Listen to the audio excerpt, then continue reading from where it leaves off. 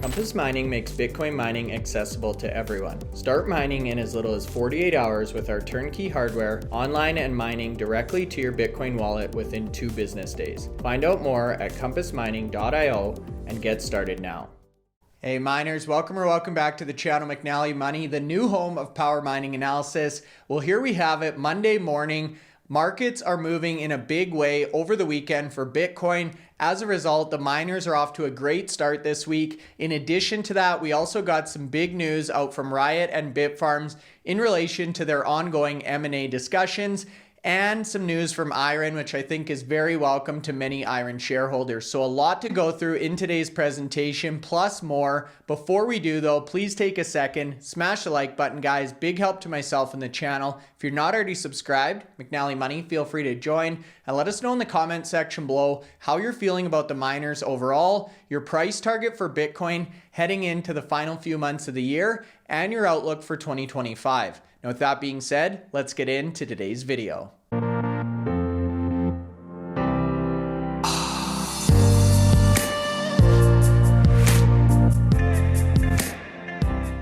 Okay guys, here we have it. Monday morning, yet again, some strong price action over the weekend, Anthony, which we'll get into in a second here. Before we talk about the miner specific news, there's been a number of big events already this morning. I wanted to get your take on Bitcoin price action this weekend, Anthony. This is obviously significant for the technical analysts because this is when a lot of the weekly candles will close, but a very strong close to the week and start to the new trading session here, Anthony. Bitcoin has retreated a little bit, but still managing to hold above 60 nicely. Yeah, it's holding nicely above the 63,000 level. Like I say, it peaked to 64,000 yesterday or last night, depending where you are in the world. Yeah, it's been that sort of steady, that range, and hopefully we can see some push in the upwards direction. Mining stocks are coming out green today, and there's a lot of good updates to talk through. Yeah, why don't we touch on the miners themselves next, Anthony? We've got another screenshot here showing our mid-morning market update.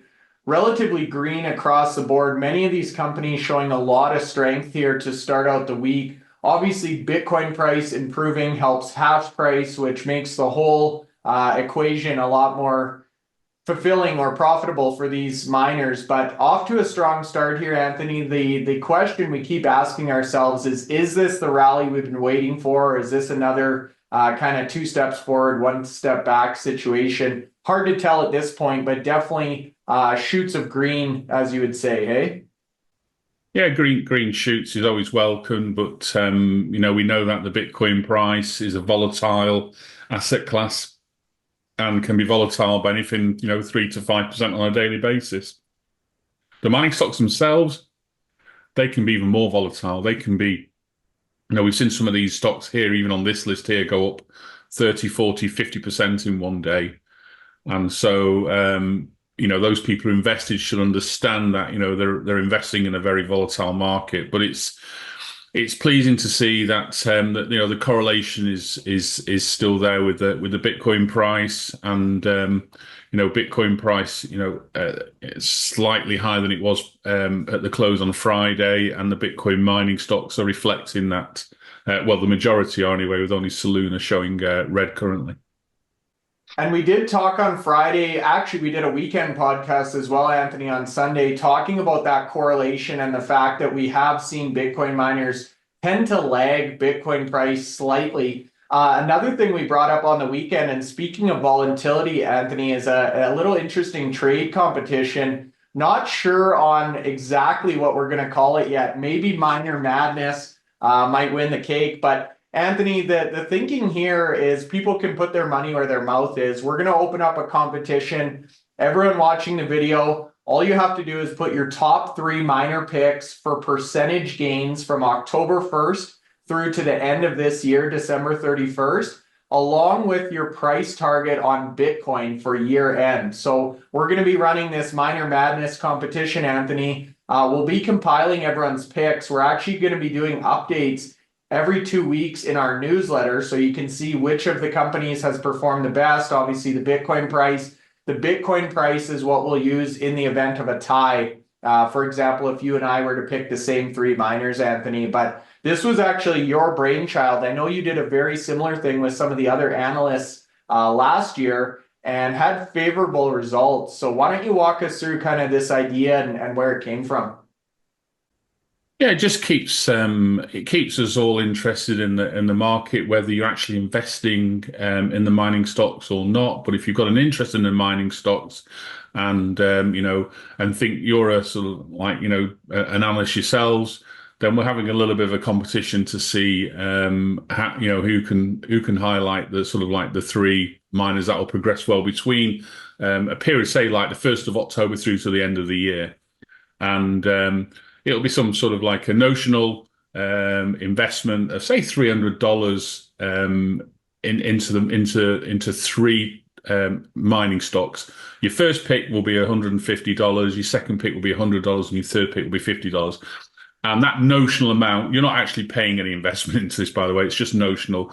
That will be fed into the opening price on the 1st of October.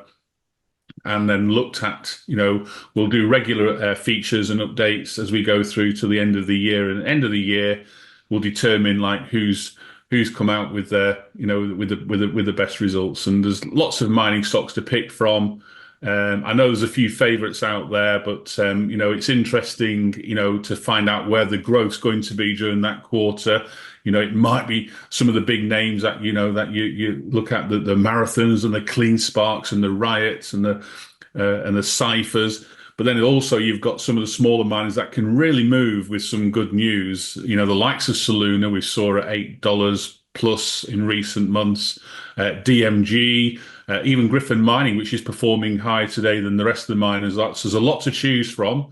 So it's just having that sort of like gives it more of a little bit of a competition. I know people are very competitive. I did something similar with the likes of Sebastian, with Tom, and a number of other invest answers, and a number, and I think it was like 5 or 6 of us all together. And we invested, I think it was $100 in 5 stocks, so we had $500 in total, and we played it out for. I think we started in the May and played till the end of the year. And it was quite interesting, the results that came out and the differences that were held. And I'll tell you now, the only stock that appeared in all 5 analysts' portfolios was Bitfarms. So that's an interesting take from that period there. So last year, when Bitfarms obviously trying to get that debt down, people still saw potential for the share price to do really well. So it's interesting, and actually it did well. It wasn't the best performing stock during the year, but it certainly, a lot of the stocks did perform well in 2023. In all honesty, nobody picked Core Scientific, obviously with the Chapter 11. But interestingly now, as we go through to. You didn't pick Core Scientific? You didn't pick Core Scientific? I didn't pick Core Scientific in my 5. Bear in mind, this was in May. So Core Scientific had gone into Chapter 11 only 4 months before that. So there was still, a case of, an issue with them until we saw some green shoots. And then green shoots started to appear this time last year. Yeah. When after they appointed Adam Sullivan, after they started having better negotiations with the creditors. And so, if you go back over the last sort of 12 months, you'll see my posts, my articles have reflected the fact that Core Scientific is definitely one that people should have been paying attention to. And it's proved to be a good tip. And equally in 2023, I sort of like looked at IREN, looked at CleanSpark. Those were 2 in mine. I had Bitfarms in my portfolio. And I think I had Marathon and Riot as well. So, 5 good performers in 2023, gave me a little bit of the edge on some of the other analysts there. There you go. Place your bets, you guys. So as a recap, in the comment section below, place your top 3 miner picks in order, first, second, third. No money is required, but we're going to use a fictional $300. Assume you put $150 into pick 1, $100 into pick 2, $50 into pick 3. In addition to that, your Bitcoin price target in US dollars for the final day of 2024. That'll be the game breaker, tiebreaker if needed. Anthony and I will take care of the pricing. We're going to do all the updates through our newsletter, so make sure you sign up for that. It's 100% free, and we'll have a little fun here, see if you can beat the analyst community. We'll get Freedom and A-Trades and Bitcoin Mining Guy and all the rest in here with their picks as well. Lewis and by Sam, there's lots of people out there who've all got a view on where the mining stocks are. So let's see if they can really pick out the top performing for that last quarter. And actually, that last quarter now is the really key time. If you look at where it was in 2020, the Bitcoin price started to start the rally in this last quarter. So if we're going to follow cycles exactly, and I did notice Plan B was starting to put out a lot more tweets now. He's starting to get ready for the bull cycle, and his stocks to flow diagram accurately portrays as you go through the cycles that now is the sort of like the time frame where we start moving upwards. So lots of people out there with a good technical analysis are starting to cite Bitcoin as starting this rally from here. You're always going to get people who sort of like, hedge it. Well, it could either go up or down, which really it can only do up or down. So some people say we've still got some support to hit below. But I'm not thinking of a week or 2 weeks. I'm thinking more of a long term. So, end of the year and certainly 2025 should see the majority of the bull cycle. And then let's look at the situation at the end of 2025. Are we going to see, the start of another bear cycle? When you take into account the adoption of Bitcoin, the ETFs, and where we might be in terms of adoption next year with some of these other big companies having the ability to buy Bitcoin and put it on the balance sheet in terms of through an investment. So, lots of expectation, but it'd be interesting just for this next 3 months to have a little bit of fun with everybody. And there's so many people out there know or think they know the mining stock is better than everybody else. Now's your chance to prove it. Compass Mining is your trusted partner in Bitcoin mining. Whether you're investing in one machine or thousands, our customizable solutions are tailored to meet your needs.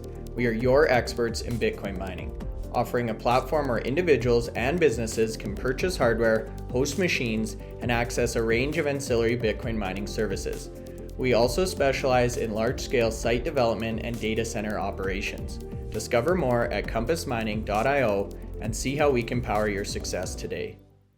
Yeah, all these Johnny-come-latelys, as you say, Anthony. And this bear cycle will be interesting because now they also have HPC exposure to give a little bit more stability to the balance sheet and revenue. So a lot going on in the space. Super fun competition, you guys. Great idea, Anthony. Thanks for coming up with that one. Now, the next thing we want to talk about here, you actually referred to Bitfarms. So we have an interview tomorrow with Ben Gagnon on the channel. We were supposed to have this last week. We had to delay due to some travel. Luckily, we did because there was big news out this morning in relation to that settlement with Riot. So I'll let you briefly touch on the news that came out today, Anthony. But I wanted to give everyone a quick reminder that we have Ben on the program tomorrow. If you have any questions, feel free to submit those. He's on at 8 a.m. Mountain Time. We're going to try and have that interview out at around 10 or 11 a.m. Mountain Time tomorrow. That's definitely one you're going to want to watch. A lot going on in terms of Riot settlement, Stronghold. They've got Paraguay updates, construction, hosting agreements. No shortage of news from Bitfarms, but why don't you walk us through the additional press release that came out today, Anthony? Yeah, so it was an interesting update today from both Bitfarms and Riot. So they've both announced an agreement together. That they've effectively entered into a settlement agreement in advance of the special meeting of Bitfarm shareholders, which is due to be scheduled, I think it's on November the 6th, which will be held virtually. So people will be able to tune into that meeting and get an understanding of what's going to occur. But under the terms of the agreement, Andreas Finkelstein stepped down as from the board of directors. And what they've done is they've appointed Amy Friedman to the board and also the governance and nominating committee and compensation committee of the board effective immediately. And by doing that, Riot's approved that and has agreed to withdraw its June 24th requisition. and accept a sort of standstill provision through the Bitfarms 2026 annual meeting with a few exemptions. Now, this special meeting will still go ahead, and at that special meeting, the shareholders, of which, Riot are a 20% or 19.9% shareholder, so the biggest shareholder in the company, the shareholders will be asked to approve the expansion of the board from 5, so it's currently got 5 members, to actually 6 members. And so therefore, to elect an independent director who will be nominated by the board as the 6th member. This will be, looked at on that meeting there and agreed. And Riot have said, if it meets their requirements, they've agreed to vote in favour of these matters. And so, it's an interesting development. So this standstill now means that Riot won't be actively looking to take over the company in the next year or so, because they've now looked at standstill till 2026. We're going to get Ben on the channel tomorrow. We've got a podcast with Ben Gagnon tomorrow, so Ben will be able to sort of articulate a little bit further and probably a little bit better than I'm trying to do today. But I think this will put some of the Bitfarms shareholders' minds at rest for a while now, because they've been quite vocal in terms of where they see Bitfarms as a company and the potential they have of delivering on their own, and so we'll let's see how this plays out. But an agreement between both companies, probably the best scenario. I think Riot, we're looking at, Riot did highlight some of the shortcomings in the company at Bitfarms in terms of the senior management, and a lot of those changes have been made. So 3 of the senior directors have stepped down or been voted off in recent months, effectively, and so they've been replaced. There's been a CEO installed, and Bitfarms, with all this distraction, have been trying to carry on their business, and they've looked into they've gone in there and made an offer to purchase Stronghold, which should be ratified in early 2025. And still, look to grow as a mining company. So they've got a hash rate target of 21 exahash by the end of the year, 35 by next year, and who knows what can happen between now and then, because we've seen a number of miners with updates exceeding their growth aspirations. So maybe Bitfarms as well get into that position. But it's a good sign for Bitfarms today. What will happen to the share price? Who knows? And Riot have the ability to, if they want to sell some of their shares, they can do that as well with the agreement. If you want to increase up to an amount, I think up to 20%, they can also do that there. And I suppose as long as Bitfarms keep their side of the deal, Riot will support what's going through there. So they've, at the end of the day, if Bitfarms do everything they say they're going to deliver and the share price takes off, then Riot will benefit from that increased share price, because they're a 20% owner. So, they're investing. The senior teams, they meet at a lot of the conferences, and, they know each other really well.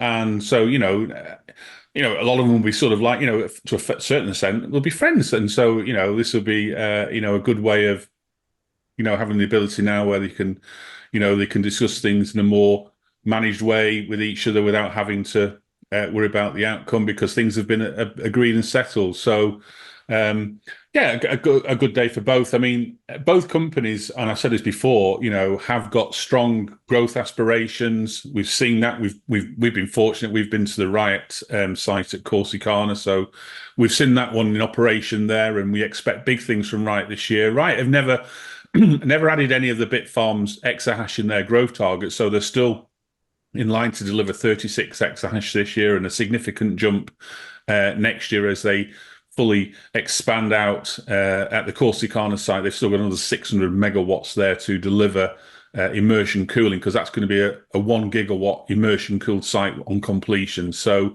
they've still got a lot of things to focus on there. They're still focusing on the Rockdale facility as well, in terms of getting the new machines in to replace those machines that weren't operating fully. So we're expecting I'm personally expecting a big update in September from Riot in terms of delivering some good operational hash rate. We've given them enough rope now for the last few months to try and increase that hash rate month by month. And although we're seeing some green shoots in terms of the production numbers, we're still a gap away in August from where they were. Miners plugged into what they were physically delivering in terms of operational hash rate. I think it was close to like 9 exahash. So we want to see that exahash working. We want to see Riot's production, as good as the likes of Core Scientific, as good as CleanSpark, and now when we come up to announce another company, IREN as well. So they're all at this 20 exahash now. Let's see who's going to start delivering like a 20 exahash company. So that's the important thing. But yeah, as I say, good update today for the Bitfarms shareholders. I think they'll be pleased that this has happened. And let's see how we go from here. Yeah, it certainly was a good update. So just to recap, you guys, we have Ben on tomorrow. We're obviously going to be talking about the Riot settlement, the Stronghold acquisition, the hosting agreement, Paraguay construction updates, a lot going on in that interview. Then we actually have Jason Less from Riot next week. So we're going to get the Riot side of the settlement, and then obviously all the Corsicana construction updates there. So a lot going on the channel. Now, you just alluded to IREN as well, Anthony. Another very good news story to wake up to on Monday. IREN now confirming they've surpassed or achieved that 20 exahash milestone, really cementing them as one of the big players in this space. Great update from IREN. And Anthony, as we are going through that, I'll show it on the screen here. If you look forward to their projections at 31 exahash when they get their fleet efficiency down to 15 joules, their electricity cost is 20,000 per Bitcoin. All in is, I think, 31,000 per Bitcoin. These numbers are starting to look really good from a margin perspective. Hey, Anthony? Yeah, no, it was a good update. So, we had an update from recently. They'd achieved over 18 exahash. It was 16 exahash, I think, on the 4th of September. So another update, they'd installed another just over 2 exahash. They've now reached 20 exahash, and we're not even at the end of September yet. So they've achieved it earlier than expectations. We've been saying all along that, having looked at the photographs of that site, the updates that Dan and the team have been providing, that, like Corsicana, it's a no-brainer for them to achieve their targets, and this is great. They announced the 10 exahash at Q2 about a month early, so there was even a sense that this one will be a little bit early as well, just to sort of keep the market on the toes. But the good thing is now is not only do they get to 20, they're actually expecting now to grow to 21 before the end of the month. So that means they've done some more optimization within the data centers at Childress by installing some of the more efficient miners to replace some of the less efficient miners that are there and get that hash rate and efficiency improved. And it's going well. Now phase 3, Childress phase 3, which is 150 megawatts. This will get them to the now it's the new target of 31 exahash. So previously it was 30, now it's 31 exahash by the end of Q4 2024. So that's another 10 exahash from where they'll be at the end of this month. That's quite doable. I mean, they've just grown 10 exahash or 11 exahash effectively in the last 3 months. So a further 10 exahash when they're doing exactly the same process in building these new 20 or 25 megawatt facilities there at Childress, and the learning curve that kicks in, when you complete one, the time you save to complete 2, 3, 4, and 5 will be kicked in. And as they're completing, numbers 9, 10, 11, 12 of these buildings, it's going to be really more efficiently done, because you just constantly learn as you're doing the same process time after time. You'll learn things. And, we had this from Jason at Corsicana, the amount they learnt building the first 100 megawatts, they imported that into buildings 2, 3, and 4, and are delivering them at far greater speed, because you learn a lot from the first attempt.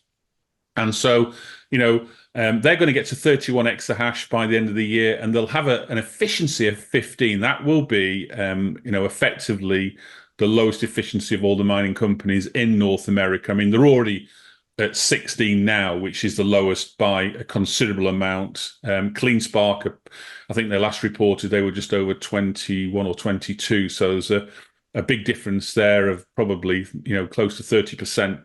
And with current machines, Anthony, 15 is pretty much the best you can do, hey? There's some talk of 13 joule, but to get a full fleet at rock bottom or top in class efficiency, however you want to look at it, that's pretty cutting edge, yeah. I think the S21 XPs, which are arriving soon, are actually lower than 15. So they can, if they were to sort of like change every miner they had at all their facilities to the S21 XP, they could go lower than 15.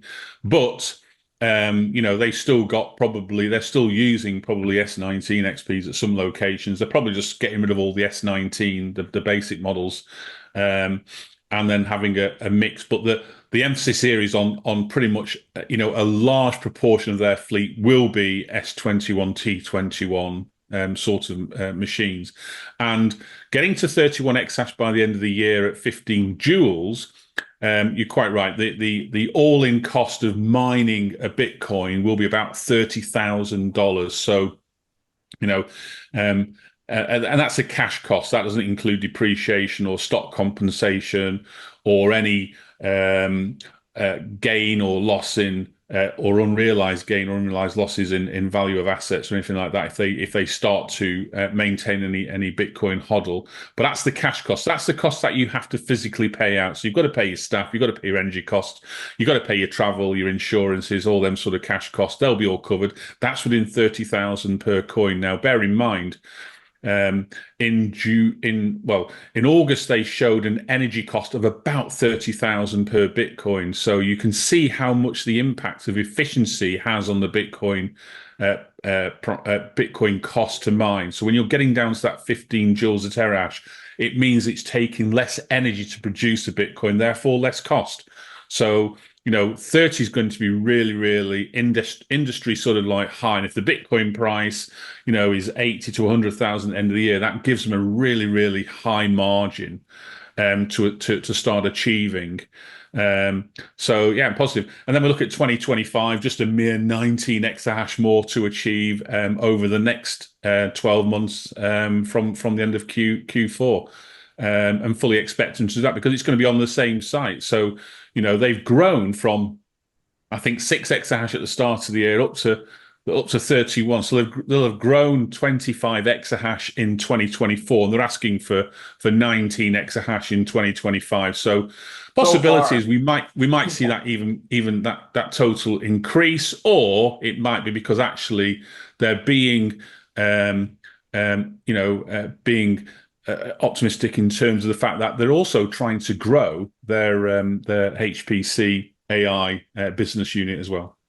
That's exactly what I was going to say. 19 exahash for now, but we know they have big plans and a strong record of execution. And I will say hats off to Daniel Roberts because he came on the show probably 2 or 3 interviews ago, Anthony, right at the start of the year. And he said, guys, all we got to do is plug these rigs in. It should be a walk in the park, and he's continued to deliver on that. So hats off to IREN. Great news from Bitfarms and Riot. As you say, everyone can focus on the task at hand here now with Bitcoin price or Bitcoin breakout looming here, Anthony. A lot going on today. You guys make sure you're back here tomorrow for Ben's interview. 8 a.m. We're going to be posting that one probably around 10 a.m. Mountain Time. If you're still watching at this point, hit the like button, you guys. Big help to myself and the channel. If you haven't subscribed already, we're almost at 46,000 subscribers. Feel free to join. Make sure you leave a comment in the section below. Top 3 Bitcoin mining picks, percentage-wise gain from October 1st to December 31st, along with your Bitcoin price prediction in US dollars.